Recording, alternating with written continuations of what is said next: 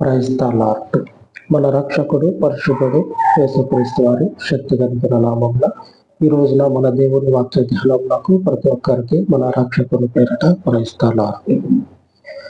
దేవుని యొక్క పరిశుద్ధ వాక్యాన్ని ధ్యానించుకుందాము.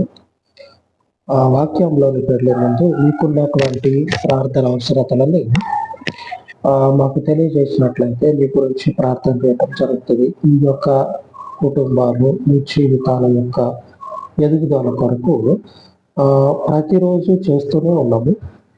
ప్రతిరోజు కూడా ఎవరైతే ఈ యొక్క వాక్యాలను ఈ యొక్క ప్రార్థనలను అనుసరిస్తూ ఉన్నారో వారి గురించి మా ప్రార్థనలు అన్నిటిలో కూడా జ్ఞాపకం చేసుకోవటం జరుగుతూ ఉంది. మీ వ్యక్తిగత అవసరతలని మాకు తెలియజేసినట్లయితే మరికొంచెం ఎక్కువగా మీ గురించి ప్రార్థనలో జ్ఞాపకం చేసుకోవటం జరుగుతుంది. ఇకపోతే ఈరోజు వాక్యంలో నుంచి దేవుని వాక్యాన్ని చూసినట్లయితే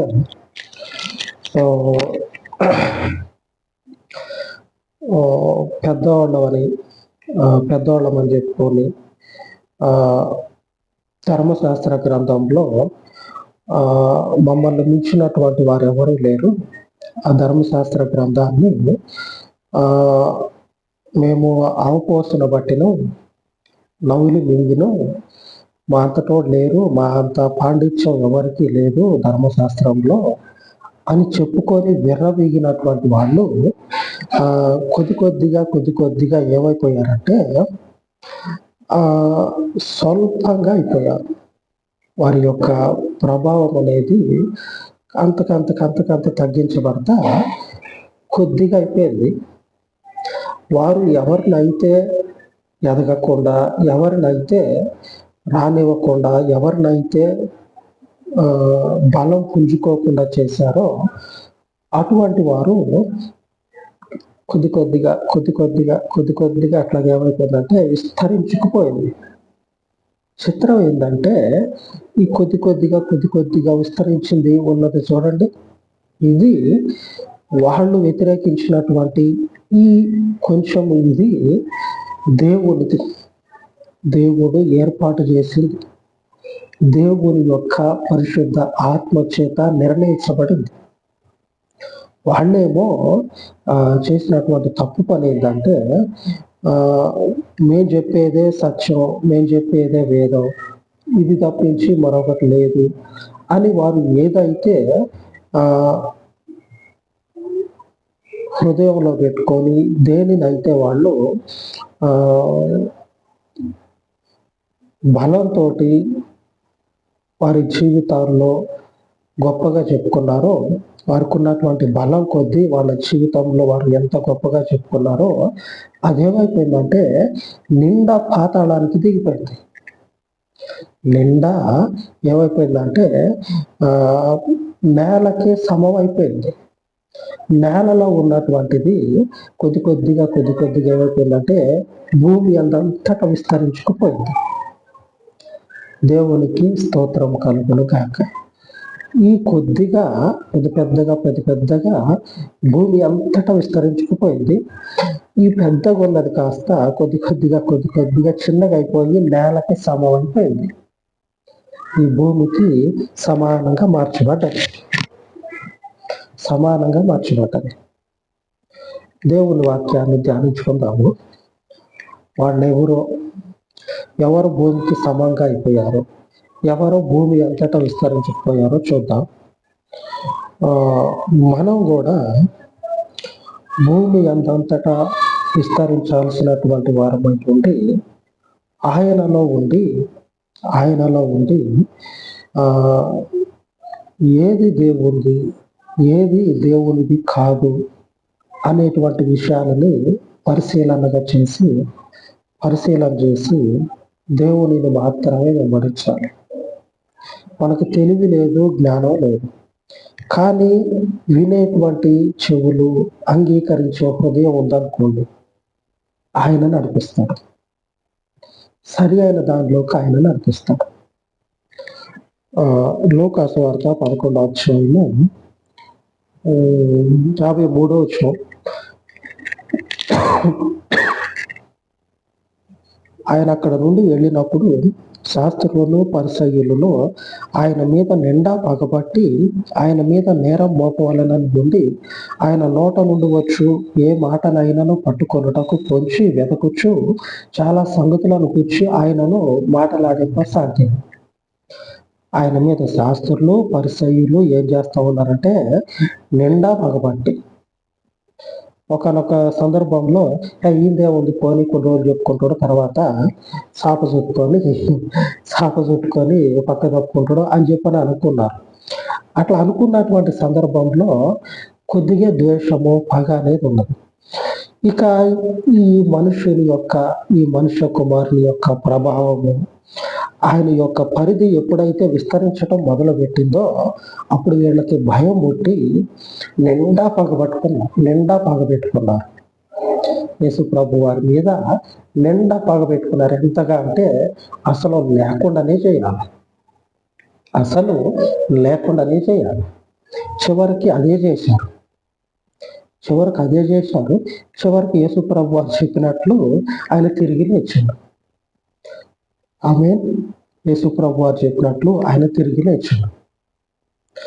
దేవుని యొక్క సత్య మార్గంలో ఆయన యొక్క జీవము కలిగినటువంటి లేఖనాలలో ఉన్నటువంటి విషయాలని పరిశీలన చేయాలి.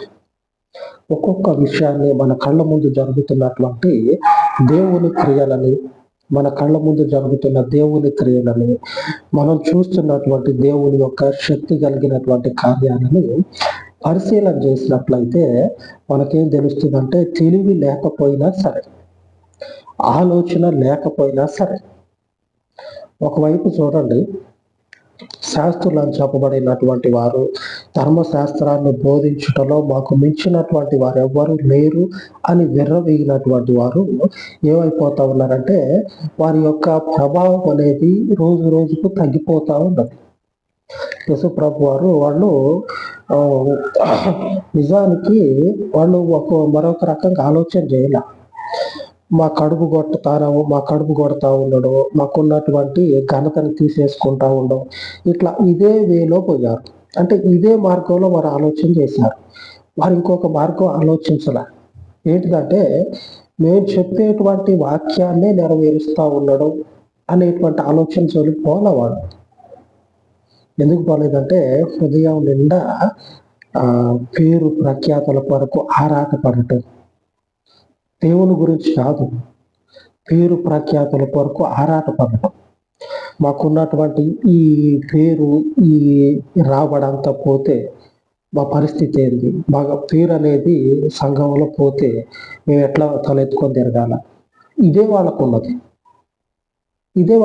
నిజంగా దేవుణ్ణి హత్తుకున్నటువంటి వారైతే వాక్యాన్ని చెప్తారు, వాక్యం ప్రకారంగా నడుచుకుంటారు. ఆయన వాక్యము ఏమి సెలవిస్తూ ఉందో దానిని పాటించడానికి ప్రయత్నిస్తారు. నిజంగా దేవుణ్ణి అనుసరించేటువంటి వారైతే వారు చెప్పేటువంటి ధర్మశాస్త్ర గ్రంథంలో ఉన్నటువంటి విషయాలని క్రీస్తు వారు జరిగించుకుంటా పోతా ఉన్నారు. దానిని గ్రహించరు కూడా. ఎందుకంటే వాళ్ళ హృదయంలో ఉన్నది వేరేది కదా. ప్రభువుకి స్తుతి కలుగును కాక.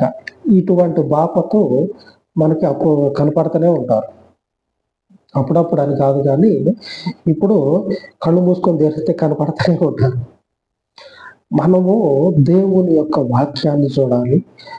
ఆ వాక్యానుసారం ఏమయ్యిందో అది గ్రహించినటువంటి మనము వాక్యం ప్రకారంగా నిలబడాలి.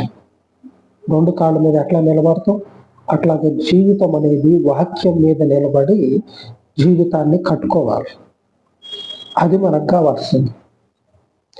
వీరు ఇట్లాగా ఉన్నారు కదా, అసలు ఆలోచనే లేనటువంటి వారు, ధర్మశాస్త్రానికి ఏమాత్రం కూడా దరిదాపుల్లో కూడా లేనటువంటి వారు. అంటే మాకు అంత తెలుసు, ఇంత తెలుసు అని చెప్పేటువంటి స్థితిలో లేనటువంటి వారేమో యేసు ప్రభు వారిని పరిశీలిస్తా ఉన్నారు. అసలు ఏం చెప్పేదేంటి, ఎంతవరకు నిజం, ఈ మనగాడు మాట్లాడుతూ ఉన్నాడు ఎంతవరకు కరెక్ట్ అని వారు ఆలోచన చేస్తూ ఉంటే వారికి తెలుస్తుంది. యోహాను సువార్త మొదటి అధ్యాయం చదువుకున్నట్లయితే యోహాను సువార్త మొదటి అధ్యాయము 41, 42 వచనాలు చూద్దాం. యోహాను మాట విని ఆయనను వెంబడించిన ఇద్దరిలో ఒకడు సీమోను పేతురు యొక్క సహోదరుడైన ఆంద్రేయ. ఇతడు మొదట తన సహోదరుడైన సీమోనును చూచి, మేము మెస్సియాను కనుగొంటుమని అతనితో చెప్పి యేసునొద్దకు అతన్ని తోడుకొని వచ్చును. మెస్సియా అను మాటకు అభిషిక్తుడని అర్థము. వీరు లేఖనాలని పరిశీలిస్తా ఉన్నారు. ఈ మెస్సియా అనేటువంటి మాట మనకి దానియేలు గ్రంథంలో కనపడుతుంది. దానియేలు గ్రంథంలో మనకు కనపడుతుంది. ఏమని ఉంటుందంటే మెస్సియా వచ్చేంత వరకు, అంటే అభిషిక్తుడు వచ్చే వరకు ఇంత సమయం అనేది ప్రభు చేత నిర్ణయించబడిందని దేవుని దూత దానియేలుకి తెలియజేస్తూ ఉంటారు. అదే విషయాన్ని ఇక్కడ యోహాను పోయి ఆంద్రేయతో చెప్పటం, యోహాను పోయి సీమోన్తో చెప్పటం, సీమోన్ వచ్చి ఆంద్రేయతోటి చెప్పటం, ఇట్లా కనపడతా ఉంటది మనకి. యోహాను మాట విని ఆయన వెంబడించిన ఇద్దరిలో ఒకడు సీమోను పేతురు యొక్క సహోదరుడైన ఆంద్రేయ. ఈ ఆంద్రేయానే సీమోనుకి చెప్పి మేము మెస్సియాను కనుక్కున్నాం అని చెప్పనని చెప్తా ఉన్నారు. మెస్సియాను కనుక్కున్నాం అంటే ధర్మశాస్త్రం ఏం చెప్తా ఉన్నదో చూడండి. పొద్దున్నే లేచి మనకి ఈ శాస్త్రులు పరిశీలిద్దాం, మనం చెప్పుకున్నాం కదా. ఈ శాస్త్రులు పరిశీలి ఎవరి గురించి చెప్తా ఉన్నారో ఆయన మాకు కనిపించింది. వెంబడించాల్సినటువంటి వారు, హత్తుకొని ఉండాల్సినటువంటి వారేమో నిండా పగపట్టి ఏం చేద్దామా అని ఆలోచన చేస్తూ ఉంటే అసలు ఆ ధర్మశాస్త్రానికి దరిదాపుల్లో కూడా లేనటువంటి స్థితిలో ఉన్నవారు పరిశీలన చేస్తూ ఉన్నారు. ఈయన మెస్సియా కాదా, ఈయన దేవుని యొక్క అభిషిక్తుడు అవునా కాదా, ఈయన రక్షకుడు అవునా కాదా అని పరిశీలన చేస్తూ ఉన్నారు. ఆ ధర్మశాస్త్రంలో నుంచే క్రీస్తును పరిశీలన చేసి ఈయన క్రీస్తు, ఈయన నిజమైనటువంటి లోక రక్షకుడు అని చెప్పనని ఆయన యొక్క మాట ద్వారా, వాక్యము ద్వారా, ఆయన క్రియ ద్వారా ఆయనని ఈయన సరి అయినటువంటి దేవుని ప్రవక్త, దేవుని క్రీస్తు, దేవుని యొక్క రక్షకుడు, అనగా దేవుడు ఏర్పాటు చేసినటువంటి మనుష్య కుమారుడు ఈయనే అని వీరు ఇట్లాగా వెంబడించడం, ఇట్లా కనుక్కున్నారు కదా. కనుక్కున్న తర్వాత వెంబడించడం మొదలుపెట్టారు కదా. వెంబడించడం మొదలుపెట్టిన తర్వాత శ్రమలు పడ్డారు కదా. శ్రమలు పడిన తర్వాత చివరి నాడు విశ్వాసాన్ని పోగొట్టుకొని ప్రభువుని విడిచిపెట్టి తలా ఒక దిక్కుపోయారు కదా. ఆ తర్వాత మరలా ప్రభు వారిని అందరినీ దర్శించి వారిని బలపరిచి ఇదే సరి అయినటువంటి మార్గం. ఈ మార్గం ఈరోజు మనకి దేవుని వాగ్దానాన్ని సెలవిస్తూ ఉంది. ఈ రోజున దేవుని యొక్క వాక్య ధ్యానము ప్రభు వారికి ఆ రోజు ఏమని చెప్పిందో ఈ రోజు కూడా మనకు అదే వాక్యాన్ని జ్ఞాపకం చేస్తా ఉన్నాడు. ఈ రోజు మన యొక్క దేవుని వాక్య ధ్యానము కొలస్సీయులకు రాసిన పత్రిక మొదటి అధ్యాయము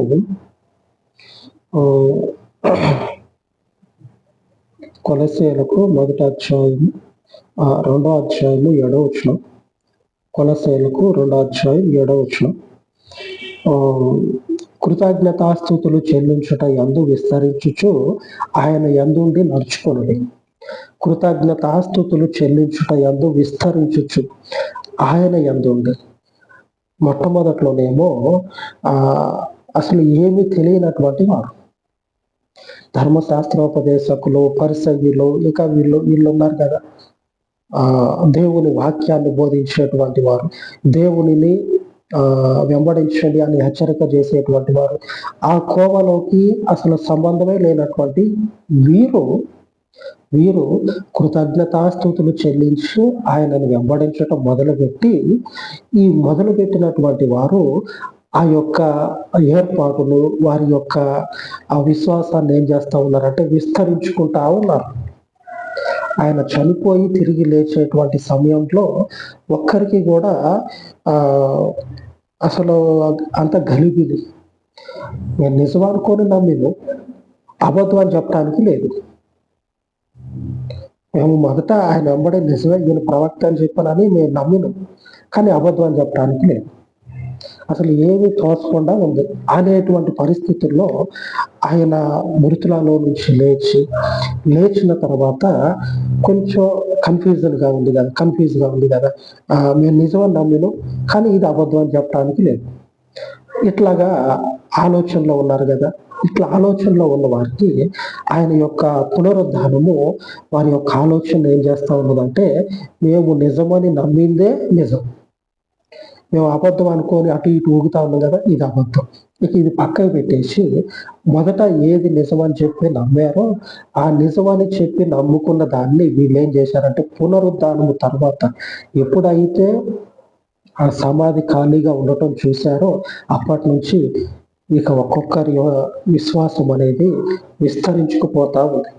అరే అవును కదరా, ఆయన మనకు ఆ రోజు అట్లా చెప్పిండు, మనకు ఆ రోజు ఆయన ఇట్లా నిజంగానే చెప్పిండు, మనం ఏదో ఊరికి ఇట్లా చెప్తుండేమో, ప్రసంగం చేస్తా ఉండడేమో, ఇట్లా మెసేజ్ చెప్తా ఉండడేమో, అందరికి చెప్పినట్లే చెవులోకి గాలుతా ఉండడేమో అనుకున్నాం కదా. అదంతా నిజమే. నేను 3వ రోజు ఆయన తిరిగి లేస్తా అని చెప్పిండు కదా, సమాధి దగ్గర చూస్తే లేడు ఆయన. నిజమే. అంటే వారి యొక్క కృతజ్ఞత అనేది, వారి యొక్క విశ్వాసం అనేది విస్తరించుకుపోతా ఉంది. ఆయన యందుండి తర్వాత రోజుల్లో అంతము వరకు నడుచుకున్నారు. ఆయన యందుండి ఈ శాస్త్రులు పరిశీలి వీళ్ళేమైపోయారు తెలుసా? ఇక అంతటితోటి ఇప్పుడు భూమికి సమంగా చేయబడ్డారు. ఇప్పుడు వారు ఒకానొక సందర్భంలో గొప్పవాళ్ళు, లోకంలో గొప్పవారు. ఇప్పుడు లోకంలో క్రీస్తు ఆయన యొక్క ప్రజలు గొప్ప స్థితిలో ఉన్నారు. క్రీస్తు యొక్క రాజ్యము లోకమంతటా విస్తరించుకుపోయింది. ఈ శాస్త్రులు పరిచయులు వారి యొక్క ధర్మశాస్త్రం అనేది క్రీస్తు కంటే ప్రభావము తక్కువగా ఉంది. దేవుని యందుండి కృతజ్ఞతలు చెల్లించి ఆయనను వెంబడించుదాం. మన హృదయంలో ఆయన మీద ఉన్న విశ్వాసము ఆయన ఏం చేస్తాడంటే కాపాడుతాడు. శాస్త్రులు పరిచయులు వలె మందంగా చేసుకోవద్దు చెవులు, యోహాను వలె, అలాగనే ఆద్రేయ, సీమోను ఇటువంటి వారి వలె వాక్యాన్ని పరిశీలన చేసి ఆ వాక్యంలో ఉన్నటువంటి దేవుని యొక్క నిజమైనటువంటి ఆ ఉద్దేశాన్ని, దేవుని చిత్తాన్ని గ్రహించి ఆయనను వెంబడించినట్లయితే స్థిరపడతాం. విశ్వాసంలో కదల్చలేనటువంటి స్థితికి ఆయన మనల్ని నడిపిస్తాడు. అలాగే దేవుడు మనల్ని జ్ఞాపకం చేసుకుని కాక అలాగ ప్రార్థించుకుందాం. మహోన్నతుడు అయిన తండ్రి, ఈ ఉదయకాలం అందు మీ పాదముల వద్ద ప్రార్థిస్తూ ఉండగా విశ్వాస జీవితంలో తండ్రి కృతజ్ఞతలు చెల్లించి జీవిత కాలం అంతయు తండ్రి ఈ సత్యవాక్యమును హృదయంలో ఉంచుకొని బలపడుటకు, స్థిరపడుటకు మీ కృపను మా మీద సమృద్ధిగా కుమ్మరింప చేసి ఈ లోకమందు ధర్మశాస్త్ర గ్రంథము, పరిశుద్ధ గ్రంథములో ఉన్నటువంటి ప్రతి లేఖనములో ఉన్నటువంటి మిమ్మల్ని గూర్చినటువంటి సత్యవాక్యమును అంగీకరించి ధర్మశాస్త్రమును నెరవేర్చినటువంటి మీ పరిశుద్ధ స్వార్థలలో ఉన్నటువంటి వాక్యాలను తండ్రి హృదయం అందించుకొని ధ్యానించుటకు, బలపరచబడిన తర్వాత కృతజ్ఞతలు చెల్లించి జీవిత కాలం అంతయు కూడా మీ యందు మా విశ్వాసమును స్థిరపరచుకొనుటకు ప్రతి ఒక్కరిని కూడా నీ శిష్యులను మీరు ఏ రీతిగా బలపరిచి స్థిరపరిచి ఉన్నావో అదే స్థితిలో తండ్రి ఈ పరిచర్యని బలపరిచి స్థిరపరచమని మీ చిత్తానుసారమైనటువంటి అయ్యా ఇదిగో పనిని ఈ పరిచర్య కలిగి శాశ్వత కాలము మీ ముందు నిలిచిలాగున మీ కృపను జ్ఞాపకం చేసుకోనమని మీ కృప కలిగిన నామములకు ఈ మనవులను ప్రతిష్ఠించి యేసు నామమున ప్రార్థించి వేడుకొనుచున్నాను తండ్రి. ఆమేన్, ఆమేన్.